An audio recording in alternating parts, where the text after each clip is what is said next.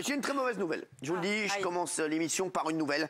Je ne sais pas si vous avez vu, mais un article est sorti disant que les boîtes de nuit fermaient les unes après les autres. Eh ouais, en 40 ans, le nombre de discothèques a chuté de 70%, en passant de 4000 dans les années 80 à quelques 1200 aujourd'hui. Est-ce que vous allez encore en boîte autour de la table? Non. Isabelle, en boîte? En boîte, en caverne, en caverne. C'est parce que ça m'emmerde, on n'entend rien, on voit Ça fait rien. combien d'années que vous n'êtes pas allé en boîte?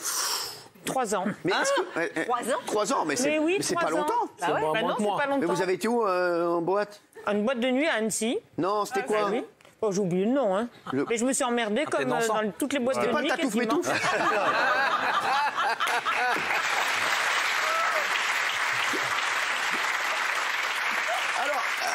Est-ce que moi je me rappelle, moi j'allais en boîte de nuit et à chaque fois j'avais un truc, j'étais relou, il faut pas jouer avec la nourriture en plus, c'est que j'allais en boîte et j'amenais du saumon fumé sur moi. Mais non. Sur la vie de ma mère, j'amenais du saumon fumé. C'est une vraie histoire. Sur moi, J'amenais du saumon fumé sur moi et pendant qu'il y avait des copains sur la piste, genre ils étaient en veste et tout, ils dansaient et je leur mettais des morceaux de saumon ici. Sur la tête de ma mère, que c'est vrai, ils dansaient et tout le monde rigolait et genre les mecs croyaient, et genre des meufs venaient autour et tout, et c'était les stars d'Atomois, ils avaient des saumons, ils voyaient pas ici tout de suite. Et genre tout le monde dansait comme ça, c'est tout, ils dansaient de plus en plus, ils avaient des saumons ici. Sur la vie de ma mère, c'est vrai. Sur la tête de ma mère, que c'est vrai. Et le mec après, il voyait qu'il y avait des tranches de saumon ici, mais on pleurait de rire. Hein, et ça après pour les meufs, je vous le dis ça. La veste est morte. Je vous le dis, en approche, c'est exceptionnel. Ah oui. Parce qu'après, t'as vu la d'arcade du saumon, bam, bam, bam, bam, bam. Après, je vous l'ai déjà dit, j'avais un autre truc en boîte. C'est que nous, les Tunisiens, quand on sort de chez nous, on a des coiffures de ouf. Alors, des coiffures de ouf, ça veut dire, on mettait, je me rappelle à l'époque, du pento. Le pento, alors je vous le dis, je sortais de chez moi, ma mère, elle me voyait, elle disait, quel beau gosse. Sur ma vie, je sortais, j'étais frère, mais une fraîcheur. Mais Bradley Cooper, mon frère. Et je sortais, mais le problème, c'est que tu as une durée de vie de la coiffure qui est très courte. Donc, on était déjà en voiture, on se dépêchait, frère, pour rentrer.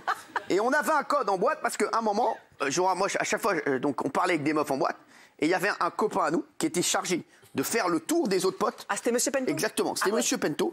Il est arrivé comme ça. Et quand tu parlais avec une meuf et qu'il voyait que t'avais une peu la coupe, elle avait tourné, mon frère. Parce qu'au début, tes cheveux, ils étaient bien plaqués et Avec tout. la chaleur. Et au bout d'un moment, mon frère, t'as la coupe de Patrick Timsit. Non, mais je le kiffe, Patrick, tu vois pas. Donc tu sors, frère, t'es Bradley Cooper. Au bout d'une heure, t'es Patrick Timsit. Alors j'aime bien les deux. Mais tu vois pas. Donc t'es comme as. Et il y avait un mec qui arrivait, mon frère, et qui faisait juste un truc. Il faisait comme as. Il venait dans l'oreille, il faisait frère. Teuter dans l'eau, mais vite. Il fallait vite que tu ailles te mettre la tête sous l'eau. Ouais, il faisait comme ça. Frère, teuter dans l'eau, mais vite, vraiment. Et genre, des fois, je l'écoutais pas. Genre, il revenait 5 minutes après, je t'ai dit vite, teuter dans l'eau, frère. Et donc, il y avait un mec qui faisait le tour comme ça. On allait direct aux toilettes, on faisait à la meuf. Attends 2 minutes, je reviens parce que j'ai un truc à faire. Et là, voilà. Et là, on revenait, une demi-heure après, frais comme de l'eau de roche. Voilà. Moi, j'ai un autre truc en boîte aussi. Un jour, on est en boîte, il y a une meuf, voilà, je vous le dis, toutes les semaines, elle est là, et j'ai tous mes copains qui se sont cassés les dents sur elle.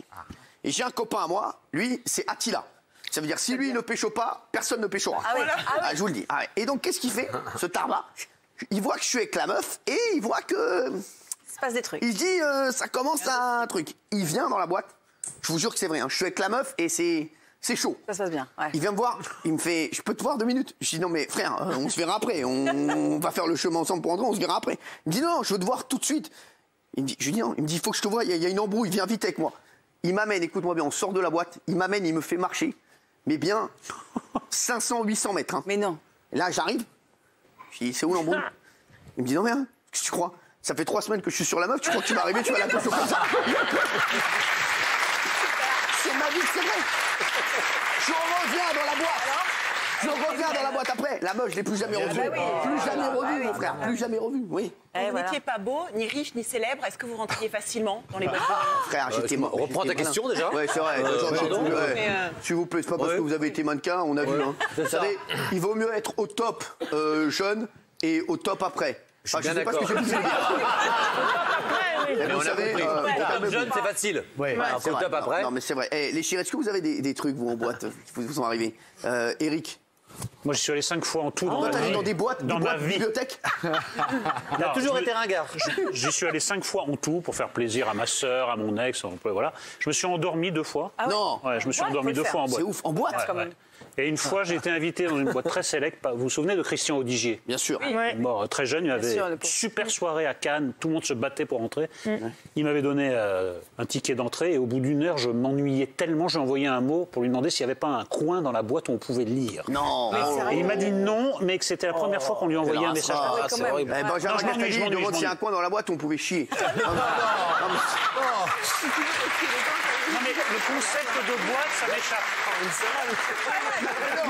Non mais ça m'échappe. Si on veut pas pécho, quel est l'intérêt de la boîte? Mais moi, je vous ai raconté, je l'ai raconté aux téléspectateurs. Ouais, c'était Moi, à un moment, pour rentrer en boîte, je réponds à votre question. Ah, voilà. C'est vrai que j'avais vu, je regardais M6, et il y avait marqué sur M6, il y avait un mec qui s'appelait Thierry Bizot, qui était directeur des divertissements d'M6. Et qu'est-ce que j'ai fait?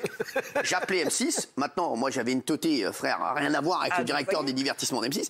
J'appelais la boîte avant. Ouais. Je disais oui, bonsoir, je suis Thierry Bizot, je vais passer ce soir avec 2-3 amis. Et j'allais, à l'époque, c'était la boîte de Jean Rock, c'était le Bâche. Eh oui. Et j'arrivais devant. à fait. Et donc, premier jour, j'arrive. Je dis bonsoir, je suis Thierry Bizot, j'ai appelé Jean Rock. Et là, le mec allait, le physionomiste, il allait voir Jean Rock. Gonflé, hein. Et il y a Thierry Bizot. Jean Rock sortait. Thierry Bizot, venez, venez. Alors ça, c'était le premier jour. Le premier jour, il dit venez. Donc jamais au début, j'étais tranquille. Ouais. Je venais avec un mec et une meuf, genre tranquille, on venait à 3. Je te jure que c'est vrai. Semaine d'après, je rappelle. Oui, c'est encore Thierry Bizot, on va venir cette semaine. Là, frère, la semaine d'après, on vient à 5. Là, il y a Jean Rock qui sort, il fait. Oui, et là, il y a plein de monde. Hein. Je fais. Laissez passer Thierry, s'il vous plaît. Il y a le vrai. Thierry Bizot d'M6, excusez-moi. Thierry Bizot d'M6. Je rentre, là, voilà, truc, ça c'est la deuxième semaine. Troisième semaine, je vous jure que c'est vrai, on vient genre à 15. Et là, Jean Rock sort, il fait Thierry, viens mon Thierry. Mais non. Il sort, mais il la connaît Jean Rock, il l'a déjà raconté en plus, hein, parce qu'après il a vu que c'était une supercherie. Il me fait rentrer. Mon frère, et là, il m'offre une bouteille de champagne. En plus. Il me met la table, bouteille de champagne, tout ça.